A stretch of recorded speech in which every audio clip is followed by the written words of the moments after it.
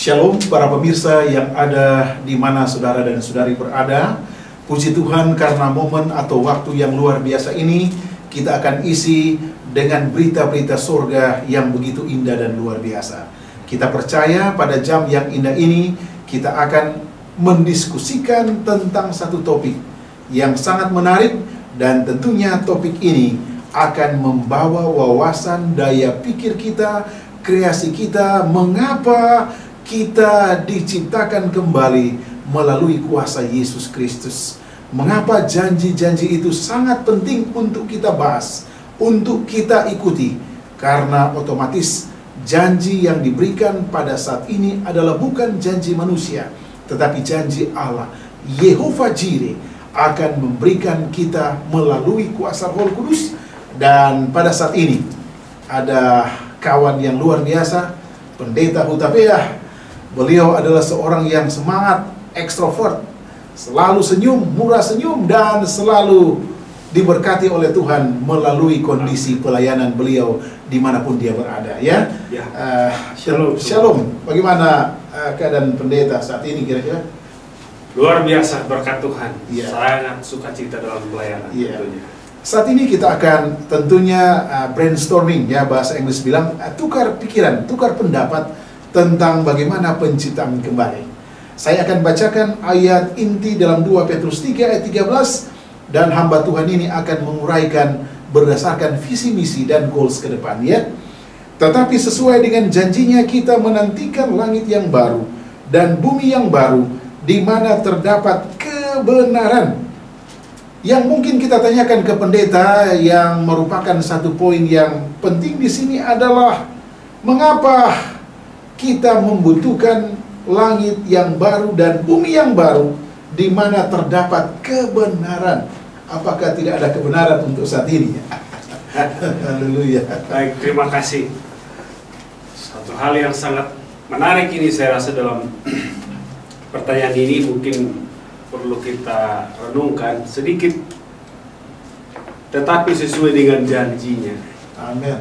Ini adalah ada satu orang yang berjanji. Haleluya. Kalau manusia itu biasanya berjanji, kadang ditepati, kadang tidak. Ya. Tapi yang kita mau pelajari ini adalah, yang berjanji ini adalah Tuhan Allah Halim, pencipta alam semesta ini. Dia menjanjikan satu tempat langit yang baru, dengan tempat ada kebenaran. Kenapa di dunia ini tidak benar-benar lagi? Masih ada yang benar, tapi banyak yang jahat juga, itu masalahnya. Ya.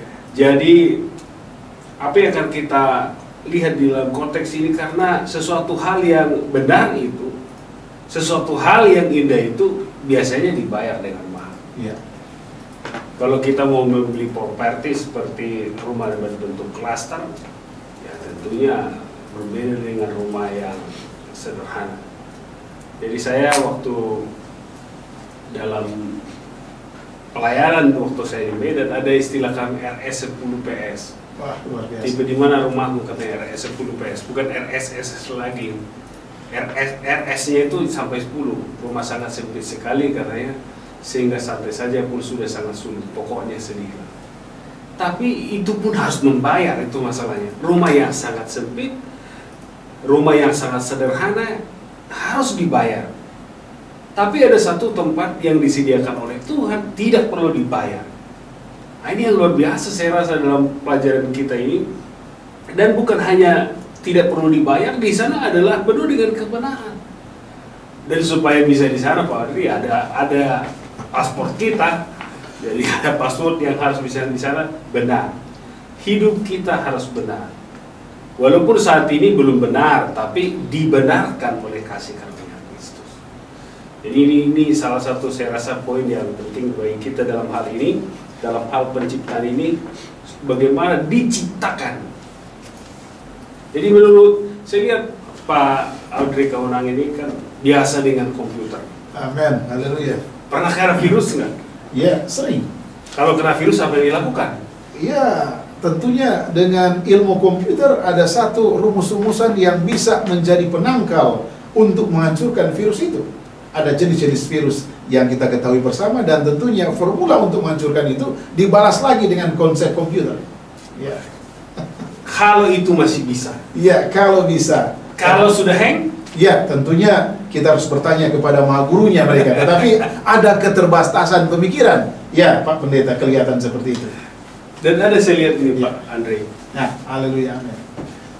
Kalau komputer itu sudah hang, Ya, nggak bisa diapa-apain lagi, install ulang. error ya bahasanya. Kalau sudah error itu, ya, install ulang. amin.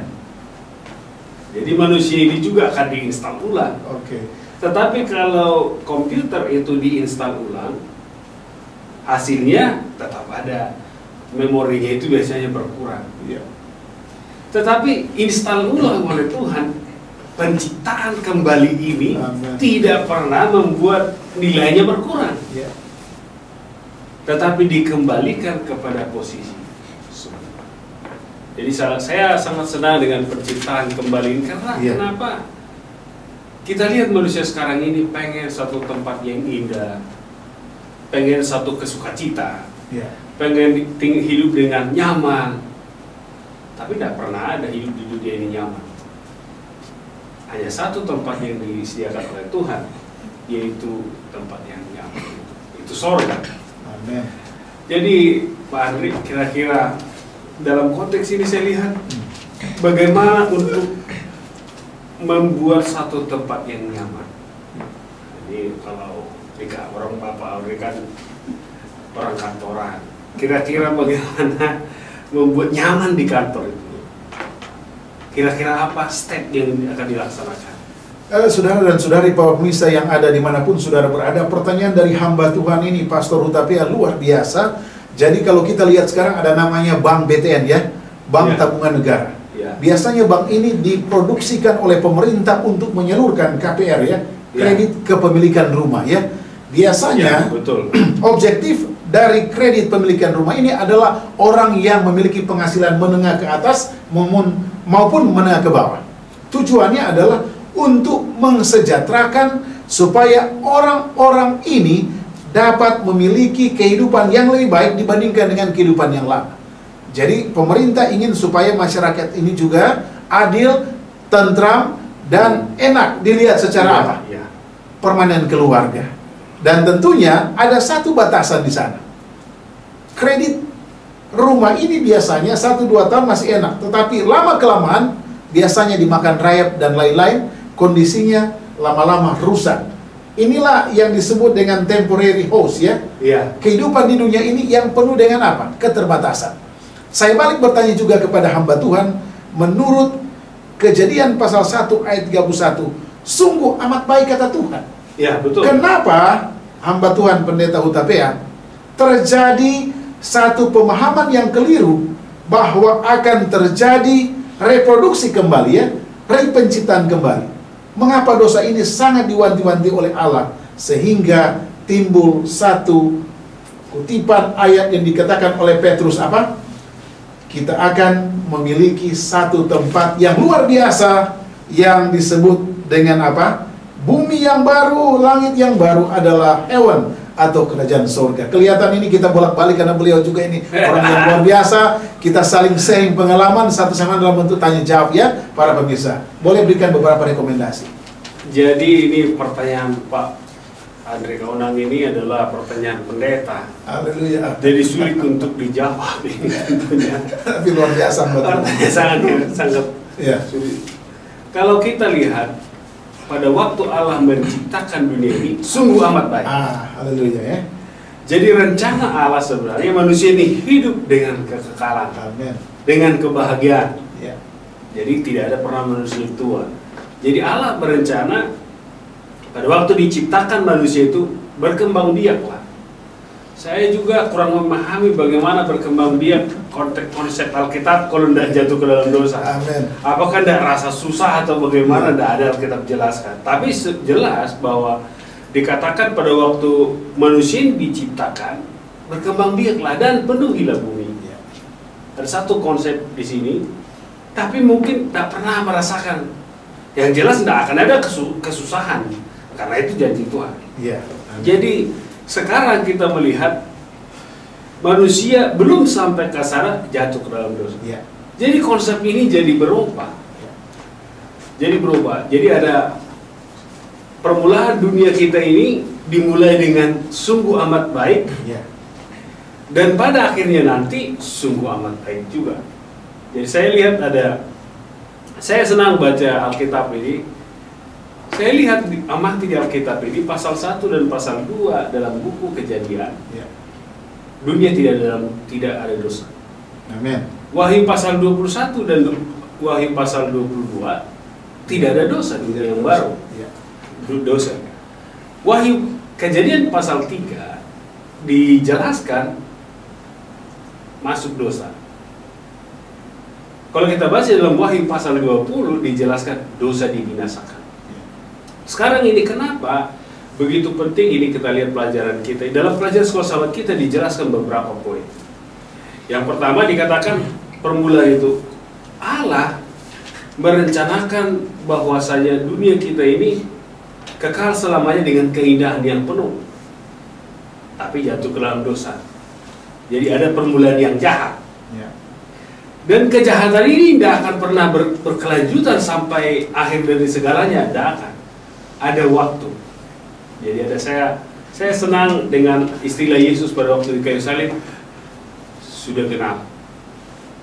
Time is over. Eloi Eloi, bukan Ya, Eloi Eloi ya. lama sabatani ya. Jadi waktu sebelum dia katakan Eloi, time is over. Waktunya sudah selesai. Amin. Jadi ini juga amaran bagi kita bahwa ada waktunya. Dunia kita ini berusaha untuk mencegah dunia ini dari kehancuran. Global warming, apa segala macam, go green, baru-baru ini ada segala macam.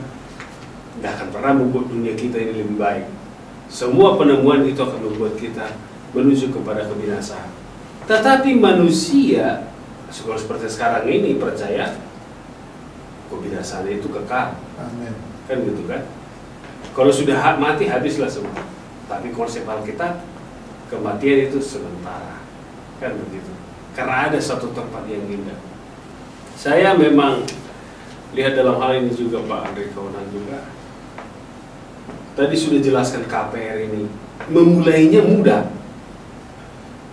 Oh kita ada sedikit juga yang susah kan? Syarat-syaratnya. Syarat-syarat apa segala macam.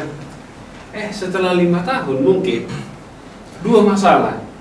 Rumah harus direstorasi, Atau ditarik.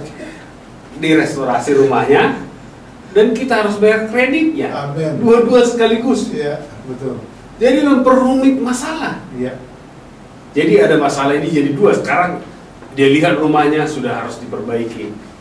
Kemudian dia lihat isi dompetnya harus membayar lagi. Amin. Tapi yang luar biasa Pak Kaunan, Iya. yang luar biasa, Yesus tak pernah tawarkan kita 2 kali stres. Iya. Datanglah kepada aku, letih lesu, beban berat, maka aku akan berikan kepadamu. Jadi ini permulaan ini untuk mendapatkan sesuatu hidup yang kekal ini, permulaan diri kita mengambil keputusan mengikut Dia. Itu saya rasa. Jadi kita mulai dengan mengikut. Bagaimana konsep ini kita lihat pada waktu dunia ini akan binasa, posisi kita di mana?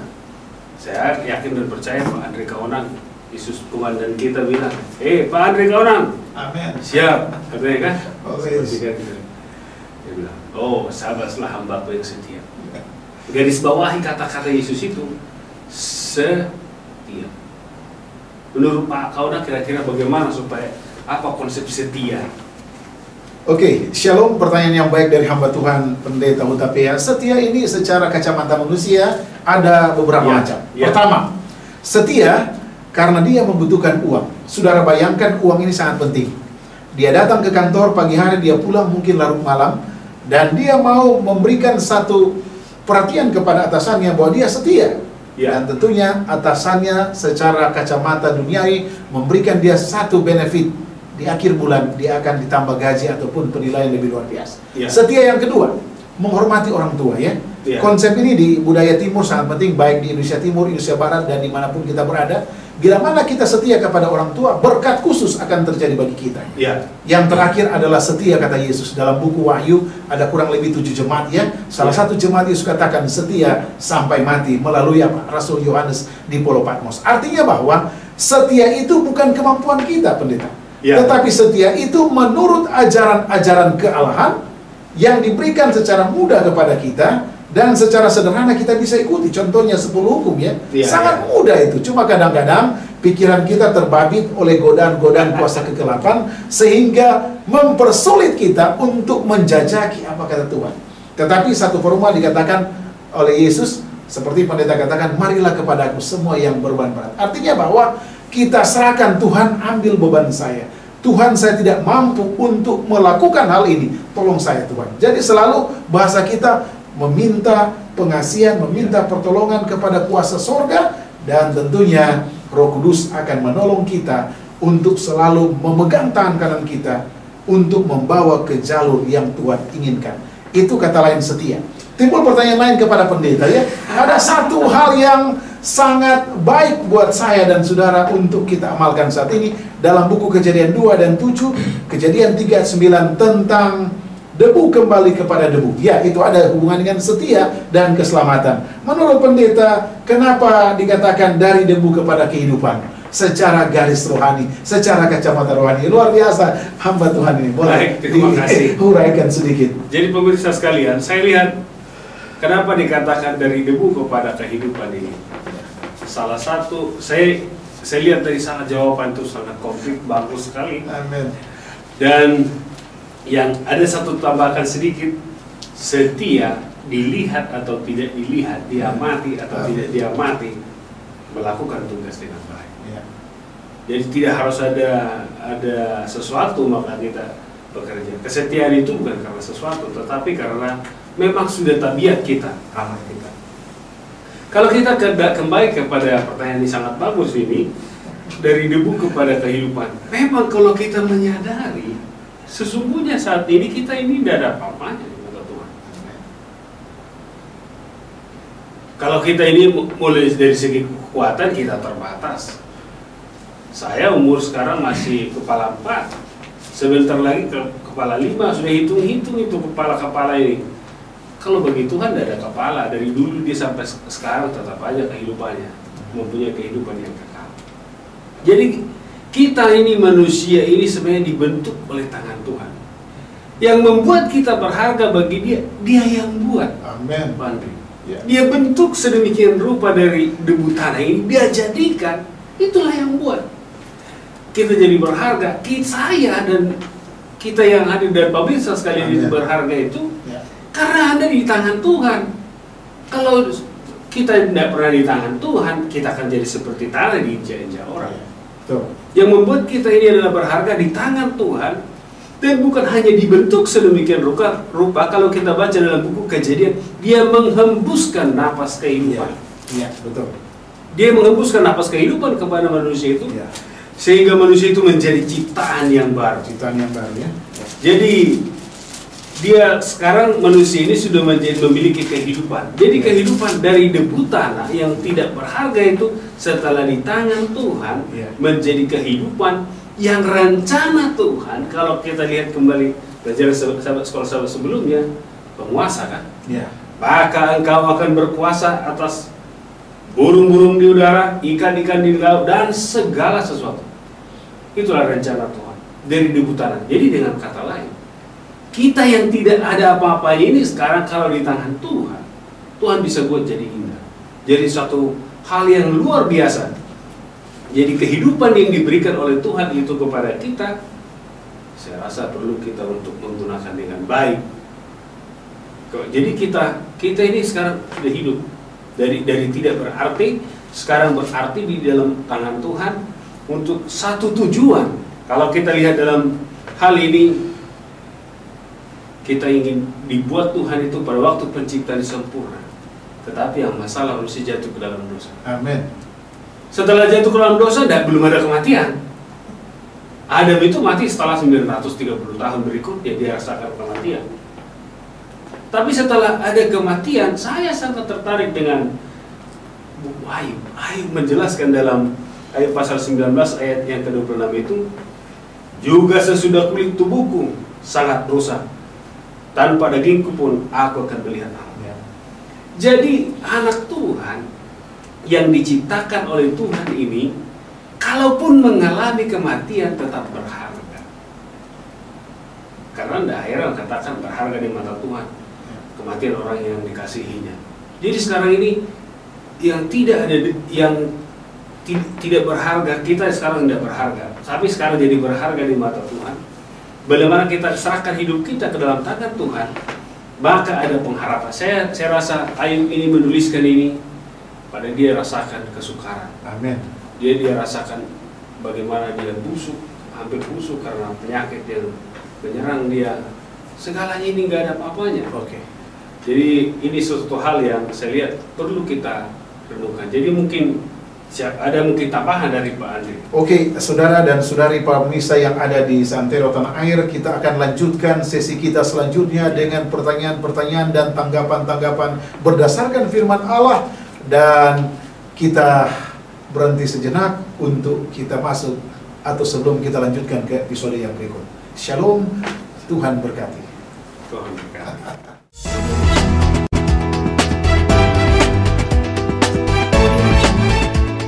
Shalom pemirsa sekalian. Amin.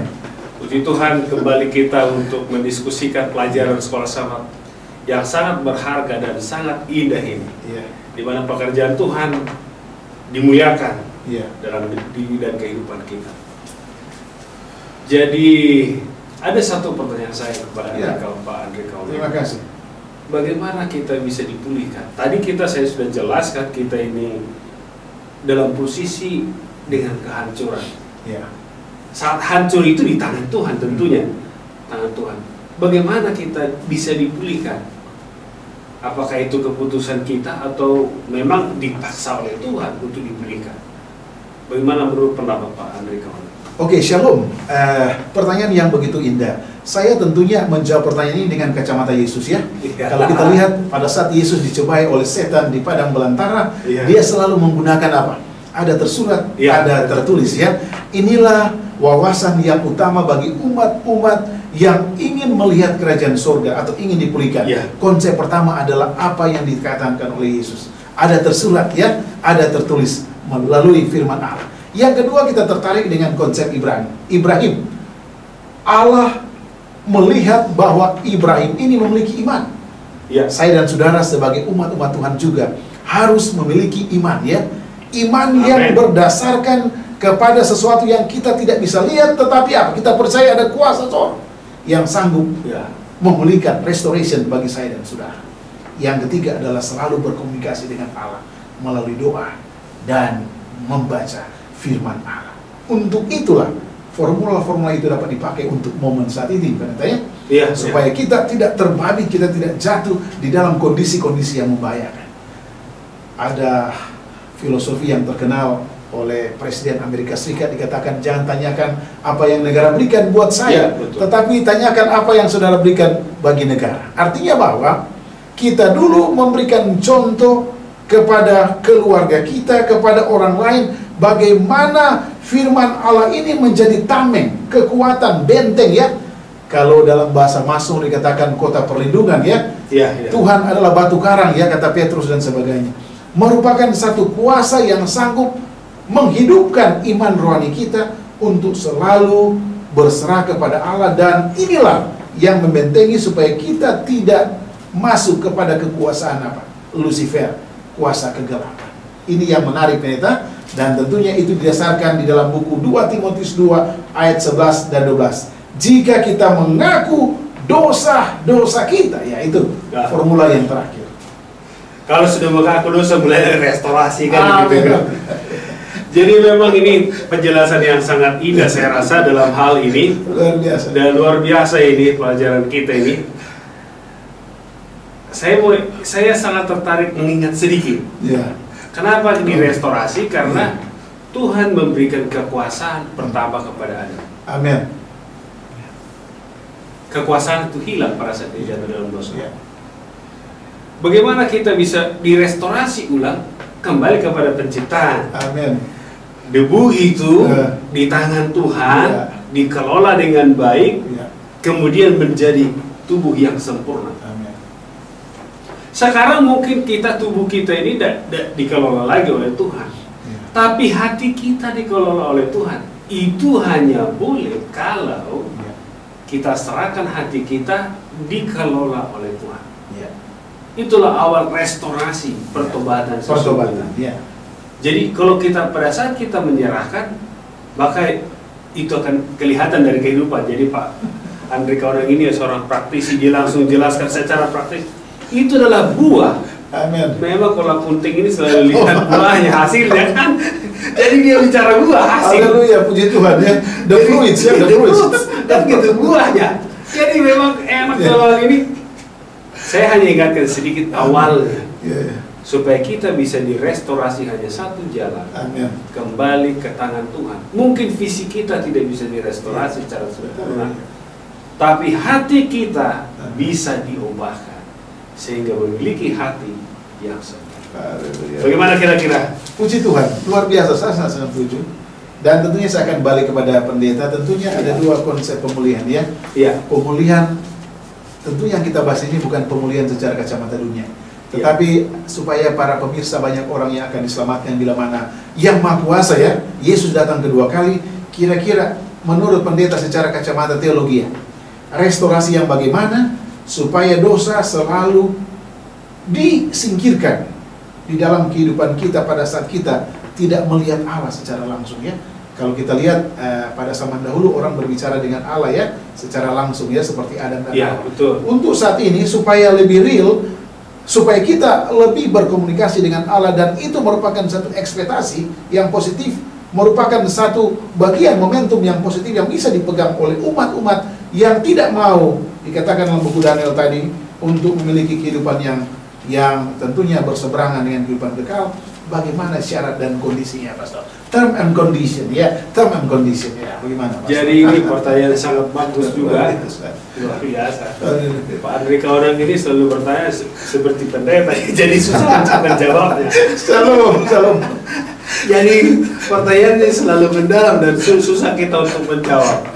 Jadi mungkin hanya saya senang dengan pengalaman Yesus waktu di dunia ini. Puji Tuhan. Ada selalu kata yang dikatakan oleh Yesus, jikalau kau setia dalam perkara kecil, aku akan memberikan perkara besar. Saudara pemirsa sekalian, bagaimana kita bisa direstorasi ini adalah cara mulai dari hal kecil. Berbuat baik secara kecil. Membaca firman Tuhan mungkin tidak bisa baca 5 pasal atau 10 pasal. Mulai hanya 1 ayat saja. 1 ayat. Setelah sudah terbiasa 1 ayat, 5 ayat mungkin besoknya. Besok-besoknya mungkin saudara disuruh membaca Alkitab dalam 1 bulan bisa, kalau sudah terbiasa menikmati hubungan berbicara. Ada orang, saya Pak Andre Kaunang sering, dulu zaman kita belum ada handphone seperti sekarang, jadi ada surat. Betul.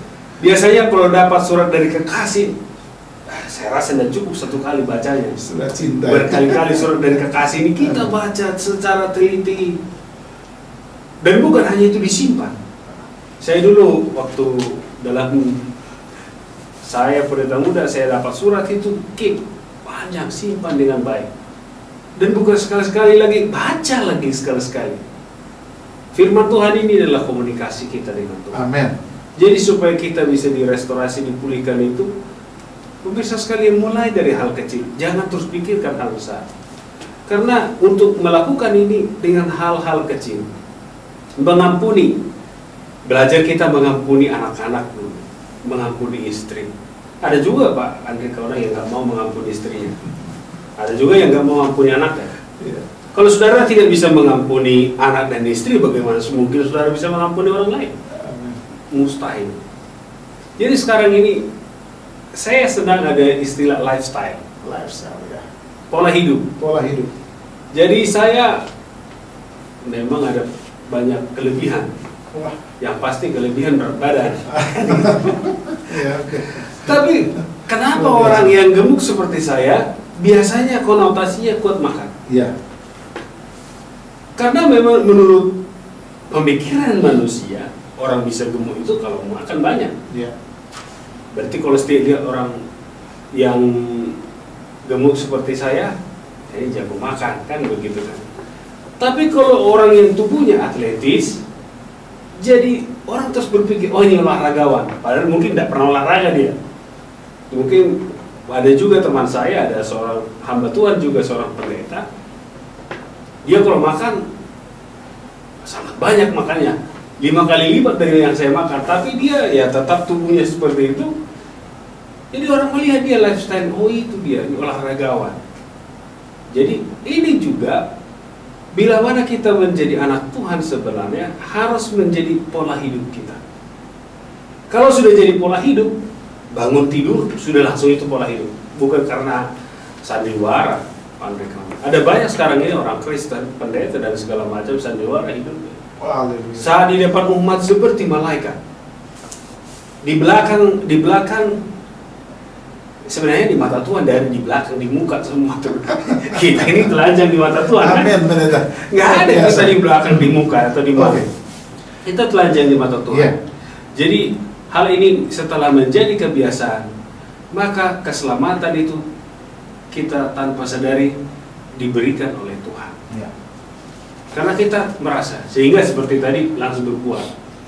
Jadi bagaimana saya sudah direstorasi itu kelihatan dari buah. Dari buah yang telah kita rasakan. Jadi ini saya rasa, bagaimana supaya kita ini senang memilih. Ya. Memilih kan begitu, untuk masuk surga bukan masuk neraka, kematian yang kekal. Saya mau katakan, kalau saudara rindu, kalau Pak Andre Kauna mungkin punya pengen rumah yang sangat besar, tidak bisa hanya menghayal kan. Amin. Harus perlu investasi. Betul. Menabung pelan-pelan. Sampai akhirnya mungkin kalau beli dengan cash tidak mampu, kalau mungkin uang sampai harus 5 miliar atau 10 miliar. Betul. Kita ambil dengan kredit. Setelah kita ambil kredit, maka kita bergantung kepada bank itu. Amin. Sekarang ini Tuhan ini menawarkan keselamatan itu dengan free. Alangkah ruginya saudara sekalian kalau saudara tidak memilih Yesus. Amin. Bagaimana kira-kira? Setuju.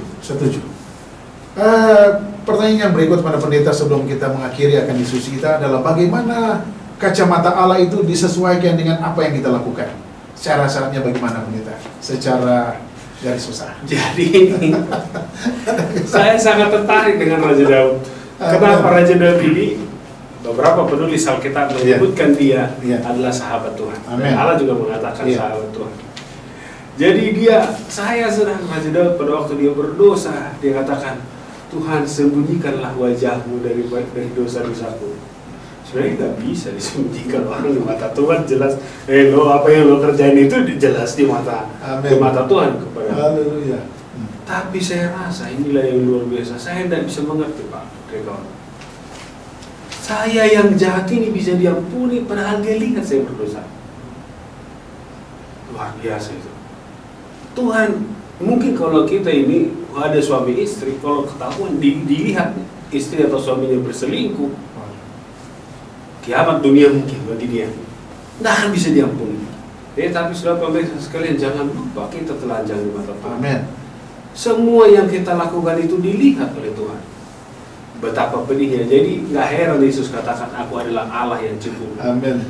Cemburunya Allah adalah dia cemburu bila mana manusia itu memilih mati, tidak menerima keselamatan itu. Jadi kacamata Allah ini memang dibandingkan dengan kita, saya sangat memahami dan merasakan kacamatanya itu dia lihat, tapi dia memahami kekurangan kita. Jadi setelah Yesus datang ke dunia ini menjadi manusia, dia semakin rasakan. Nah, akhirnya Yesus bilang kan, kalau masih boleh, ini kan memohon kepada Bapa, kalau masih boleh, lakukanlah cawan-cawan ini daripada. Dan dia tahu. Jadi inilah kasih yang berlimpah ruah itu. Jadi Tuhan menawarkan satu keselamatan kepada kita dengan cuma-cuma supaya kita menghargai. Karena tidak begitu sulit. Kalau dikatakan kalau ke surga itu harus punya deposito 1 miliar. Yang ada pemirsa mungkin hanya sedikit kita, mungkin Pak Andre Kaunang ini aja yang masuk surga. Tapi tidak ada ditawarkan seperti itu. Hanya berikan hatimu. Amin. Berikan hati kita kepada Tuhan, bahkan dia akan restorasi kita, kembalikan. Dan yang luar biasa, saudara pemirsa sekalian, Tuhan menyediakan surga. Kalau Pak Andre Kaunang bagaimana memikirkan surga? Terus apa di bayangan Pak Andre Kaunang? di surga. Ada versi yang baik ya, dikatakan bahwa sorga itu bisa tercermin dalam buku Yesaya pasal 33 ayat 24. Salah satu syarat yang mudah dimengerti adalah tidak seorang pun yang tinggal di situ akan berkata, aku sakit, dan semua penduduknya akan diampuni kesalahannya. Inilah momentum yang luar biasa ya. Grasi amnesti, kalau pemerintah kita biasa SBY, Megawati memberikan grasi, tentunya banyak orang akan mengatakan, puji Tuhan, walaupun dia tidak lihat Megawati modelnya gimana, tetapi puji Tuhan dia katakan. Karena yang dilakukan oleh Ibu Megawati atau SBY adalah hal-hal yang positif. Demikian juga pertanyaan dari hamba Tuhan tadi, bahwa kita tidak pernah akan memperoleh. Saya ke rumah sakit Jakarta, beberapa rumah sakit, saya lihat betapa penderitaan sangat luar biasa. Umur tidak melihat umur lagi, Pak, para pemirsa. Umur yang muda, umur yang tua, semua menderita dengan penuh kesengsaraan. Yang menjadi berkat bagi saya dan saudara adalah malam pun tidak ada di sana ya. Ya. Balik kepada pendeta, kita akan simpulkan ya diskusi kita pada saat ini di dalam buku Roma 8 ayat 12. Ada dua opini. Ya, saya mungkin meminta suggestion dan advice atau saran dari pendeta sebagai kesimpulan. Bagaimana supaya banyak orang yang akan menuju ke dalam kerajaan surga?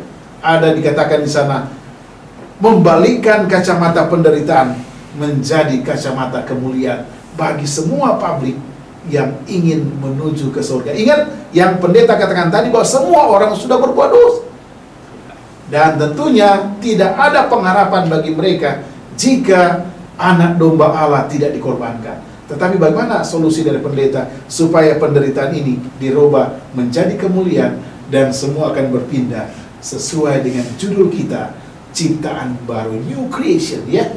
Kira-kira pendapat teologiasnya. Saya bukan sedang menjadi narapidana. Amin, haleluya. Tapi saya sedang komentarnya Bang Nafi di RCTI. Kejahatan ada, bukan karena niat pelaku, tapi karena kesempatan. Amin. Dah heran Yesus katakan dalam doa yang diajarkan oleh Tuhan Yesus, jauhkanlah kami dari pencobaan. Jangan, jadi saudara, jangan dekat dengan pencobaan. Amin. Itu salah satu. Jadi kalau kita tahu itu adalah dosa, jangan mendekat. Jangan kita menganggap kuat. Tidak ada kekuatan, tidak ada yang imun kepada dosa. Karena memang dosa itu ditawarkan oleh setan adalah sesuatu yang nikmat. Amin. Tetapi kenikmatan itu yang halnya sementara. Kemudian bagaimana kita lihat dalam hal ini? Setelah kita jatuh ke dalam dosa, ingat setan tidak pernah menginginkan kita direstorasi. Amin. Jadi ada rasa bersalah.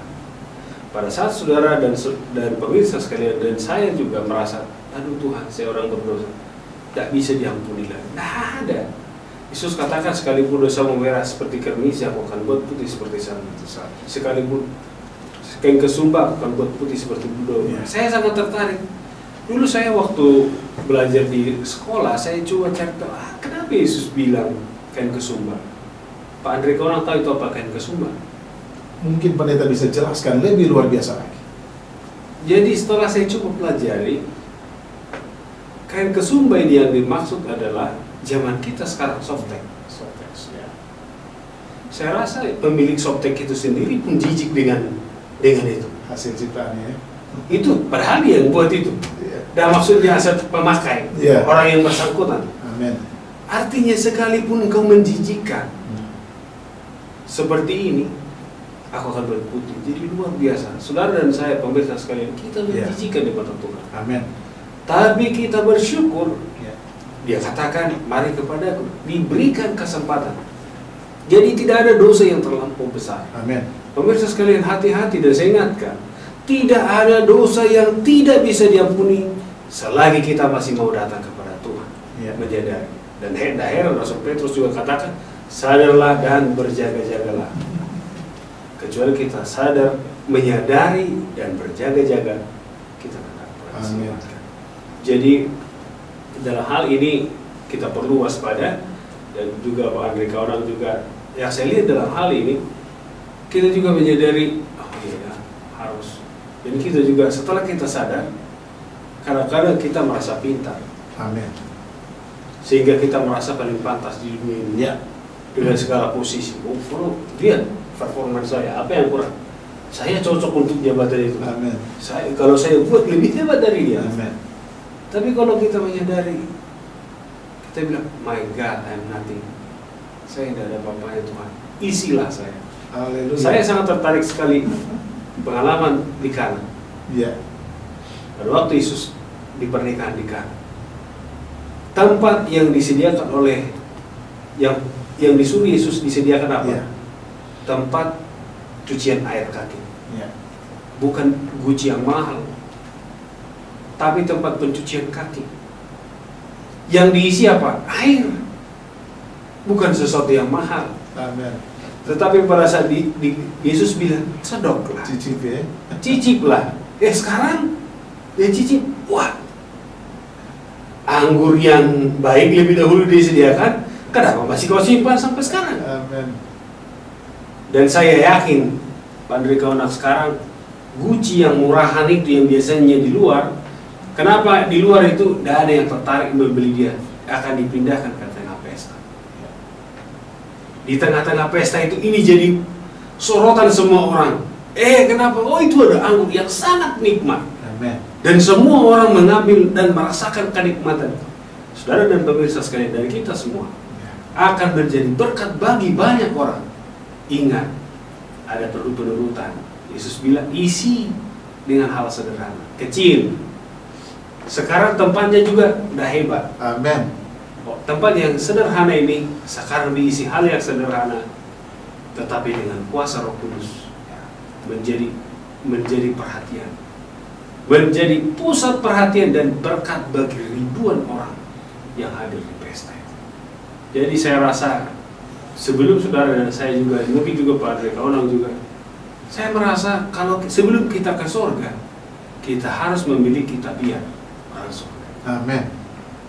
Jangan tunggu nanti, kita harus mulai sekarang. Amin. Supaya tabiat kita ini diubahkan. Haleluya. Hati kita yang jahat ini kita serahkan kepada Yesus untuk direstorasi, Amin. diperbaharui, sehingga kehidupan kekal menjadi bagian kita. Ini yang saya bisa tambahkan. Mungkin ada tambahan juga dari Pak Andre Kaunak. Saudara dan saudari, sangat jelas uraian dari hamba Tuhan Pendeta Hutapea tentang penciptaan kembali. Ya. Dan tentunya menjadi ajakan bagi saudara dan saya, mari kita berlomba-lomba untuk melihat Sang Juru Selamat, dan kita selalu setia di dalam perkara-perkara kecil melalui kabar baik, good news, yang saya pegang bahkan alat solusi bagi kita untuk memperoleh kehidupan yang kekal. Baiklah, saya mengundang kita menyatukan hati dan pikiran kita, dan tentunya hamba Tuhan akan mendoakan kita ya, doa untuk bangsa dan negara, para pemirsa, sehingga kehidupan kita, tabiat kita selaras dengan kehidupan surgawi. Allah memberkati kita semua. Shalom, dan Tuhan berkati sampai Yesus datang. Terima kasih. Kita berdoa. Tuhan Allah Maha Besar yang bersemayam dalam kerajaan surga, Amin. Kami sungguh berterima kasih atas segala kemurahan dan kebaikan. Firman-Mu yang Tuhan mengingatkan kami supaya kami diciptakan kembali. Tuhan, fisik kami mungkin tidak bisa diubahkan saat ini, tetapi hati kami dan seluruh hati pemirsa serahkan ke dalam tangan-Mu. Ubahkan mereka satu persatu ya Tuhan, sehingga hamba-hamba-Mu ini akan merasakan kuasa dan mujizat. Amin. Kami juga berdoa kepada seluruh pemerintahan kami. Tuhan, tuntun mereka, berikan hati yang baru, sehingga merasakan kuasa dan kasih karunia Tuhan. Demikian juga seluruh pemirsa dan kami yang hadir pada saat ini. Gunakan kami jadi saluran berkat-Mu ya Tuhan, karena Kau membuat kami menjadi berharga setelah kami serahkan hidup kami ke dalam tangan kasih-Mu ya Tuhan. Terima kasih Tuhan, Kau mendengar dan menjawab doa kami. Dalam nama Yesus kami bersyukur dan berdoa. Amin. Amin.